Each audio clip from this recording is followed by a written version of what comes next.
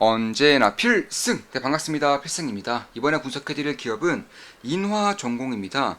자, 인화전공이 하나엔진의 지분의 약 20%를 매각을 하면서 사실 조선주 투자자 입장에서도 꽤나 잊혀진 기업 중에 하나일 것입니다. 근데 인화전공이야말로 사실 이 조선주 사이클에서, 조선 슈퍼사이클에서 핵심적인 역할을 맡을 수 있는 기업이에요. 그 이유에 대해서 제가 설명을 드려보겠습니다.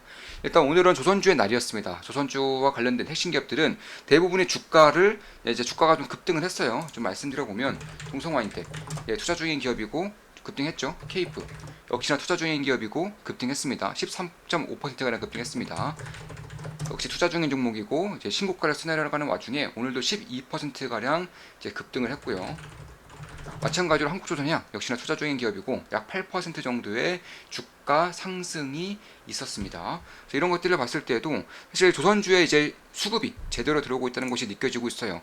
꽤나 좀 강력한 그런 모멘텀이 나오고 있다는 것을 느껴지고 있는 것이고, 보시면 동성와인텍, KF, STX중공업, HD 한국조선해양, 그리고 마지막으로 KSP까지 이런 식으로 모두 다 급등을 했고, 이 종목들 전부 다 투자하고 있죠. 그 이전에 인화전공에 대해서도 그런 관심을 가지고 보고 있어요. 사실 제가 무료방으로 운영하는 텔레그램방이 있죠. 제 텔레그램방 무료방도 현재 하나 운영하고 있습니다. 거기다가 말씀드린 내용 중에 하나가 슈퍼사이클에 닥쳤을 때 100배 이상 올라가는 대박 종목은 언제나 소형주에서 나온다고 말씀을 드렸어요. 그래서 이제는 대형주 위주로 수급이 꽤나 많이 들어가고 있기 때문에 다음번으로 갈 수 있는 소형주에도 수급이 확장될 수 있는 기회가 저는 분명히 생길 수 있다고 보고 있어요. 그리고 사이클이 끝났을 때 결국에는 최종 도착 지점에 가장 많이 오른 기업들은 누가 뭐래도 소형주가 차지할 가능성이 높기 때문에 그런 것들을 본다면 소형주에도 좀 관심을 가질 때가 되었다. 그 중에 하나 이제 인하전공에 대해서도 저는 꽤나 관심을 갖고 지켜볼 시기가 점진적으로 다가오고 있다고 보고 있습니다. 현재로서는 1차 급등 이후에, 1차 상승 이후에 이제 어느 정도의 기간 조정이 이렇게 발생하고 있는데 이게 좀 길어지면 길어질수록 좋아요. 사실 제 입장에서도 현재로서 투자하고 있지는 않기 때문에 이 조정이 길어지면서 여기 이제 물렸던 이제 자금을 탔었던 자금들이 많이 빠져나가면서 좀 물갈이가 된다고 하죠. 이 물갈이가 된다고 하면은 훨씬 더 좋은 흐름을 만들어낼 수 있겠습니다.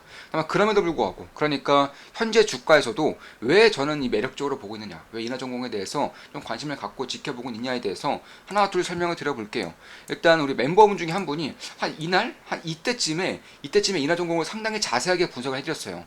저는 이제 유로방도 당연히 운영하고 있고요. 조그만 기쁨도 하고 그리고 필사단 멤버방들도 운영을 하고 있는데 이제 멤버분 중에 한 분입니다. 필사단 멤버 중에 한 분인데 그분이 한 이때쯤에 분석을 좀 한 것 같아요.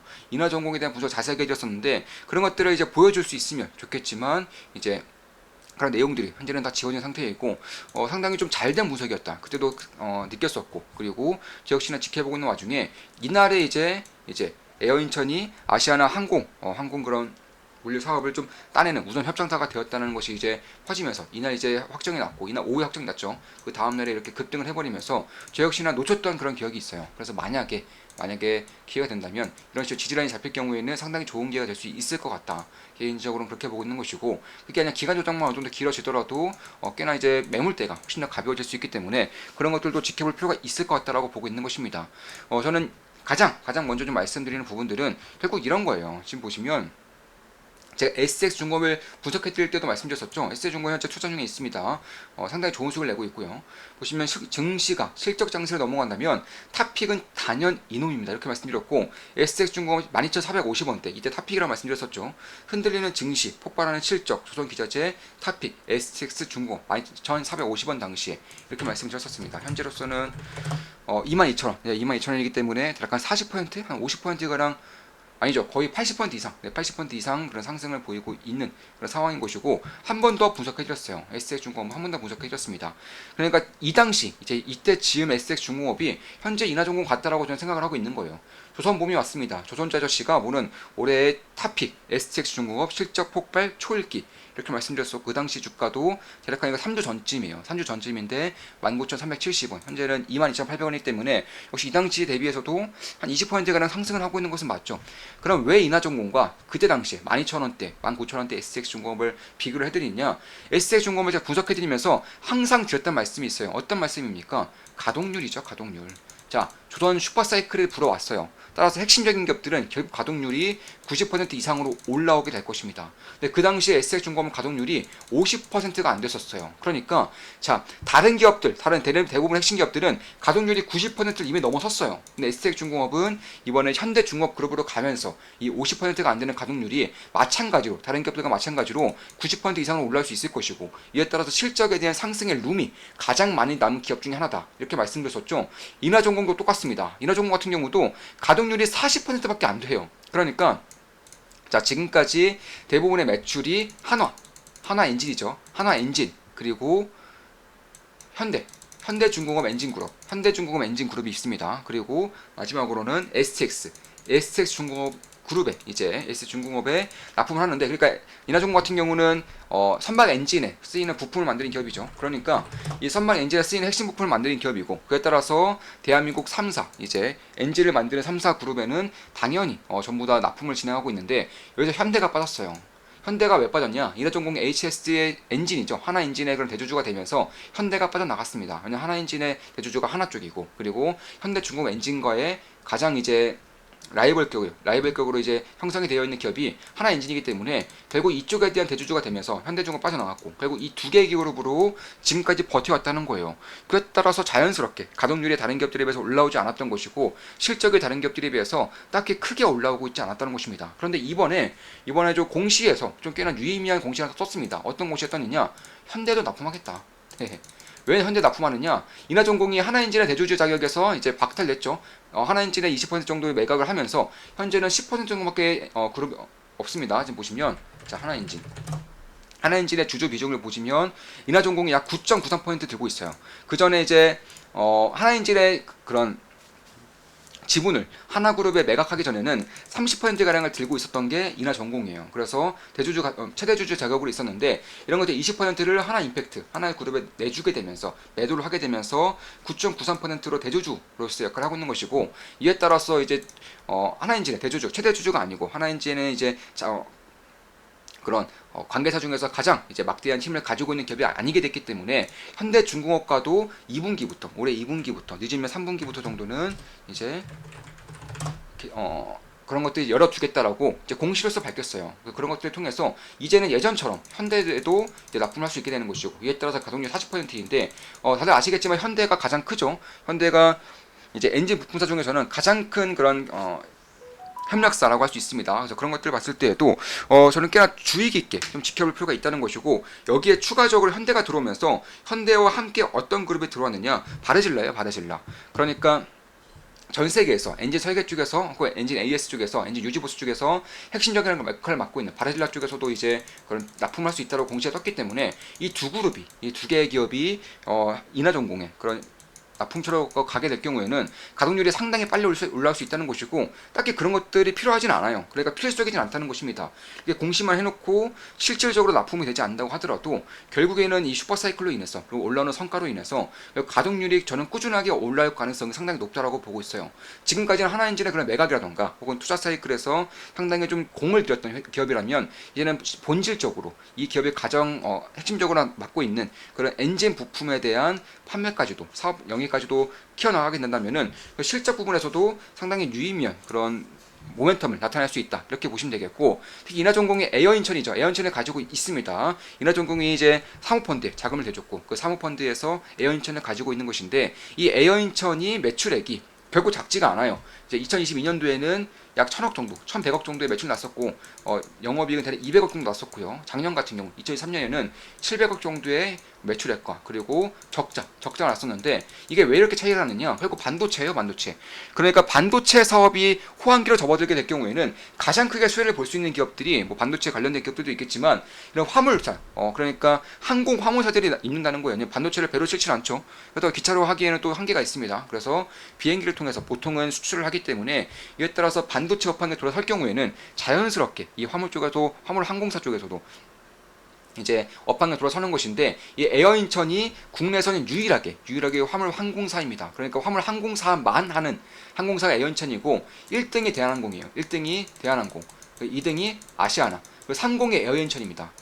인하전공이 가지고 있는 상등이 에어인천이기 때문에 이 화물항공사 쪽에서도 상당한 좀 뭐랄까요, 입지를 이미 가지고 있는 것입니다.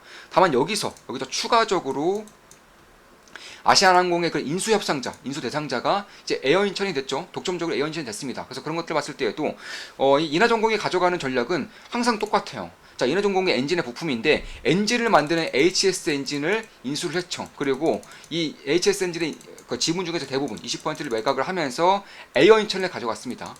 에어인천을 가져왔는데 에어인천보다 더 큰 항공사, 그러니까 에어인천보다 훨씬 더 큰 화물 항공사인 아시아나 항공 그런 물류업을 이제 가져오게 되는 것인데, 항상 본인보다 더 큰 기업들을 인수를 해나가면서 굉장히 빠르게 자본적인 이익을 취해 나갔던 기업인 것이고, 이번에도 이런 것들이 좀 성공적으로 좀 마무리될 수 있지 않을까 개인적으로 그렇게 보고 있습니다. 참고로 아시아나 항공 화물사업부서가 이쪽만 떼서 본다면 결국 굉장히 우량한 기업이고 1조 정도의 가치가 있다고 평가되고 있는 만큼, 이제 에어인천 같은 경우도 2022년 기준 호황기 기준으로 200억 정도의 영업이익이 났었기 때문에 200억 정도 영업이익이란 PR을 10만 주더라도 2천억 정도의 그런 시가총액이 형성되는 것이기 때문에, 이런 것들을 가져오게 된다면 결국 인하전공 입장에서는 현재 시가총액이 2천억이죠. 2,100억 정도 됩니다. 2,087억인데 결국에는 본인이 하고 있는 그런 선박 엔진 부품에서 초호황기가 이제 막 시작이 되고 있고요. 두 번째로 대한민국에서 2등, 3등 정도 하고 있는 항공 화물 사업을 가져오게 됨으로써 상당히 안정적인 캐시카우 역할을 할 수 있는 그런 부분들도 분명히 생긴다는 것입니다. 그래서 이 값을 가져갈 수 있는 그런 잠재 영역이 얼마나 클 것인지를 봐야 된다는 것이고, 일단 배당 수익률도 작년 기준으로 다 20%가량 줬어요. 이번에 하나엔진에 대한 지분을 매각해서 상당히 좋은 단기 순이익을 낼 수 있었고, 그뿐만이 아니라 이번에는 아시아나 항공사업 부문이라든가 에어인천을 좀 인수를 성공적으로 마무리가 될 경우에는 이 배당 수익률, 상당히 초고급 배당 수익률이 이제 이 정도까지는 절대 아니겠지만 그래도 어느 정도는 좀 이어질 수 있지 않는가, 좀 이런 식으로 생각할 필요가 있다는 것입니다. 물론 저도 아직은 인하전공을 투자하고 있지 않고 있고 다만 바라보고 있는 기업 중에 하나이고, 제 모든 영상은 매수매도, 추천 리딩 절대 아닌 거 다들 알고 계시죠? 참고하시면 되겠습니다. 자, 그런 것들을 봤을 때에도 결국 에어인천을 가져가고 또 아시아나의 항공 사업 부분을 가져옴으로써, 그러면 이런 생각할 수 있어요. 그래, 그럼 아시아나의 그런 항공 화물 사업 부분이 만약에 진짜로 알짜라면 왜 매각을 하느냐? 왜 매각을 하겠습니까? 이번에 대한항공이 아시아나를 인수를 하는데 이어서 태클을 걸었단 말이에요. 자, 너네가 대한민국 1등, 2등 기업, 아시아에서도 손꼽히는 기업인 항공 사업 부문을 독점적으로 가져가게 될 경우에는 우리가 수입 수출하는 데 있어서 상당히 불리해질 수 있다. 그래서 독점만큼은 안 된다. 그러니까 국제 여기서보다 훨씬 더, 국가 입장에서는 훨씬 더 중요하게 보는 것들이 이 항공 쪽, 사물 항공 쪽, 그러니까 이 화물 사업부 쪽, 그러니까 항공의 화물 사업부 쪽을 훨씬 더 크게 보고 있기 때문에 이런 것들 독점적으로 가게 되는 것을 막기 위해서 1, 2등이 독점화되는 것을, 합병되는 것을 막았다는 거예요. 따라서 이런 것들을 막기 위해서는 그 아시아나 사업부에서 결국에는 화물 사업부를 떼서 다른 곳에 매각을 시켜야 되는 것이기 때문에, 그래야지만 인수가 가능한 거예요. 대한항공 입장에서는 아시아나의 그런 화물 사업부를 떼버려야지만 인수가 가능한 것이요. 그래서 아시아나가 화물사업부를 매각을 추진한 것이고, 여기서 에어인천, 인하전공이 들고 있는 에어인천이 우선 사업 협상자가 된 것입니다. 자, 그런 것들을 봤을 때에도 사실 인하전공 입장에서는 상당히 좀 어려운 내용일 수 있겠지만, 이해하기 어려운 내용일 수 있겠지만, 이런 것들에 대한 해안을 통해서 상당히 좀 본인보다 큰 사업 부문을 잘도 가져온다, 개인적으로 이렇게 보고 있는 것입니다. 따라서 쉽게 말해서 인하전공에서 사모펀드가 이제 100% 지분, 거의 99.1%이기 때문에 거의 100% 지분을 가지고 있고, 여기서 이제 에어인천 같은 경우도 대략 51% 정도를 가지고 있고, 여기서 또 인천 아시아나항공의 항공 사업 부분을 화물 사업 부분을 이제 가져오는 것이기 때문에, 그런 것들을 본다고 하더라도 결국은 상당히 유의미한 그런 실적에 대한 성장성이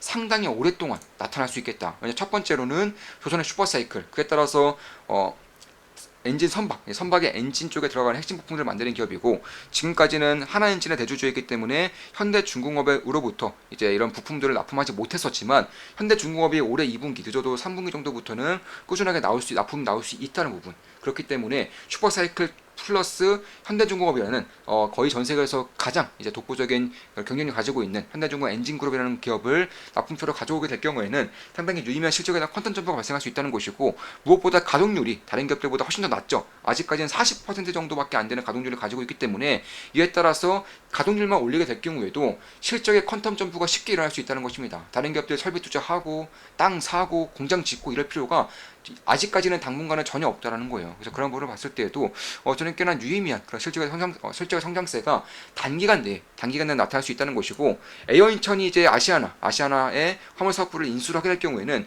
에어인천은 대략 4대 정도의 화물 사업부를 할 수 있는 비행기가 있는데, 아시아나 같은 경우는 대형 화물기만 11대가 있어요.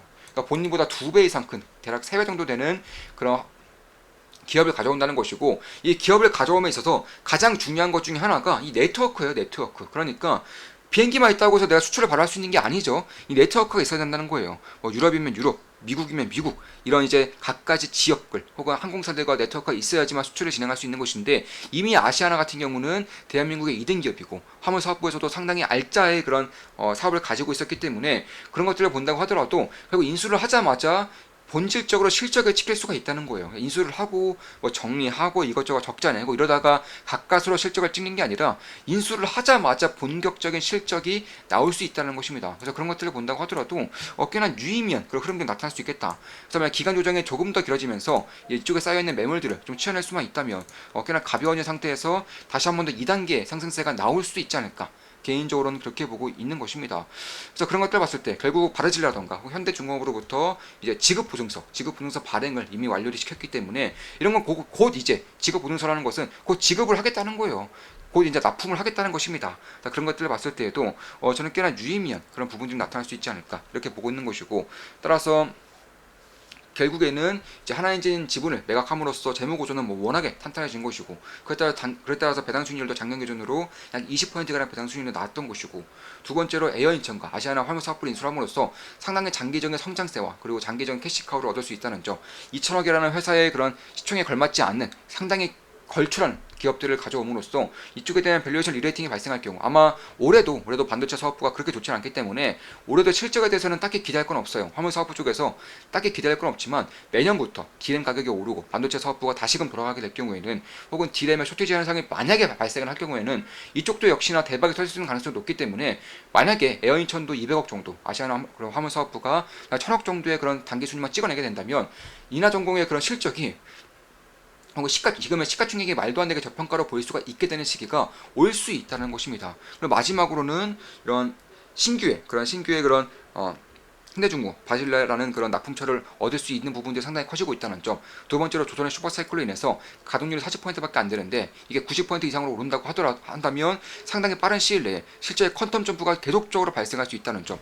이런 것들을 봤을 때에도 저는 꽤나 유의미한 그런 부분들을 보일 수 있겠다 이렇게 좀 보고 있는 것입니다. 그런 것들을 좀 생각해 볼 필요가 있지 않을까 이렇게 보고 있는 것입니다. 자, 이것으로 방송 마치겠습니다.